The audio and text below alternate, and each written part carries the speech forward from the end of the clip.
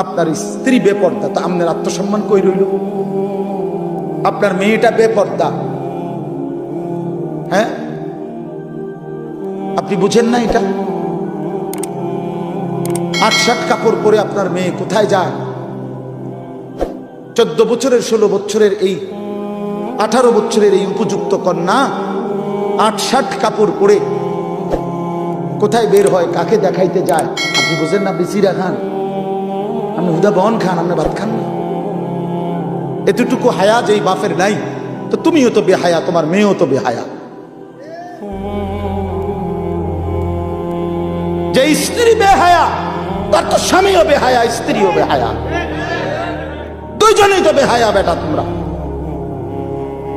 বলে আত্মসম্মান থাকলে, আত্মমর্যাদা থাকলে, পৌরুষ থাকলে, আমি বাইচা থাকতে আমার বউ বেপর্দা হবে বেটা, তো আমি বাইচা রইলাম কেন? আমি বাইচা থাকতে আমার মেয়ে বেপর্দা, তো আমি বাপ কিসের? আবার আমার বাপ কিসের? আমি স্ত্রী সন্তানের মধ্যে যদি দ্বীন না থাকে, বিবি বাচ্চার যদি আখিরাত না থাকে বন্ধু, তো আল্লাহ তাআলা আমাদেরকে সংসার কেন দিলেন? পরিবার কেন দিলেন? স্ত্রী সংসার কেন দিলেন আমাদেরকে? যে নারী থেকে এত কিছু ভাবে উপকৃত হইলেন 40 বছর, সেই নারীকে এভাবে জাহান্নামের হাতে ছেড়ে দিলেন, এভাবে ছেড়ে দিলেন। ফিকির করেন, সিদ্ধান্ত করেন, কেমনি কি করবেন, ফয়সালা করেন।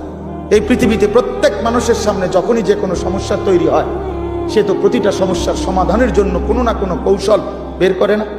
তো এর জন্য বাইর করে, আপনি বুদ্ধি বাইর করেন, আপনি পরামর্শ করেন যে হুজুর আমার স্ত্রী বেপর্দা, আমি কি করতে পারি? আমার মেয়ে বেপর্দা, আমি কি করতে পারি? আমার ছেলে কোনোদিন ফজরের নামাজ পড়ে না, আমি কি করতে পারি? কোনো সমাধান নাই। ইসলামে কি কোনো সমাধান নাই? আল্লাহর কোরআনে কিছু নাই এ ব্যাপারে? তো আছে, তো আছে, তো আপনি সিদ্ধান্ত নেন, আপনি এগিয়ে আসেন, নিজেকে বাঁচান, বউ বাচ্চাকে বাঁচান, স্ত্রী সন্তানকে বাঁচান। খাট পালং আর সোফা ফার্নিচার এডি কোয়েন না, এডি কোয়েন, এডি হুদা, এডি থাকবে না। সোফা পুরানো হয়ে যায়, ফ্রিজ ডিস্টার্ব করে, 3 বার বদলাইছি। ওয়াশিং মেশিন কিনছি, এইটা একবার দামি কোম্পানির, এটার ডিস্টার্বের যন্ত্রণায় কুচিটা হালাই দাও, লাত্তি দিয়ে হালাই দাও, ফালতু জিনিস একটা। তাইলে কি বুঝা গেল? দুনিয়া কোনোটাই জমাইয়া আপনি স্থায়ী হবে না, এটা ডিস্টার্ব করবে, ঠিকই না? বলেন না কেন? তো শুধু শুধু বললেন কেন, করলেন কেন? বাথরুমের প্লাস্টিকের দরজা এডি শুধু ভাঙ্গে যায়, বলেন ঠিক নাই? যে প্লাস্টিকের দরজা যত জায়গায় দেখবেন, সিটকারি ভাঙ্গা, নাহলে এন্দে বুদুর ভাঙ্গা, এন্দে সিটকারি লাগে না, সদর বদর। তো দুনিয়া তো একটা ফালতু জিনিস। 4 কোটি টাকার বড় লোকের বাড়িতে আমি গেছি, ডুপ্লেক্স বাড়ি, বাথরুমের দরজার সিটকারি নেই। সিটকারি আছে মানে ওই বল্টুটা নাই, শুধু এই জিডের মধ্যে সিটকারিটা লাগায়, এই কদ্দুর জায়গাটা নাই। আমি বসুন কেমনে? এই বাথরুমে আমি বসলে কেউ যদি দরজাটা ঠেলা দেয়, বলেন? শেষে বালতির মধ্যে পানি দিয়া, বালতিটারে দিয়ে দরজা ঠেলা দিছি, তারপরে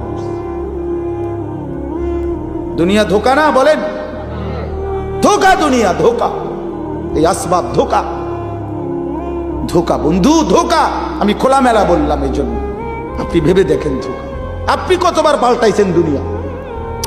আপনার ঘরের সামান আপনি কতবার পাল্টাইলেন? আপনার বিবির ওই পাউডার শুনু তারে বলেন, এই বেপর্দা নারী, এই পাউডার ফেয়ার এন্ড লাভলি লাগাইয়া 1 ঘন্টা সাইজা গেলা, আবার যে তুমি আইসা এগুলা ধুইয়া লাইতে আসো, নিজেই হালাই দিতেছো নিজের পাউডার, নিজের পাউডার ফেয়ার এন্ড লাভলি এগুলো নিজেই ধুইয়া সব মুছে ফেলে দিলা, তো তুমি কি বোঝো না একবারও এগুলো ধোকা?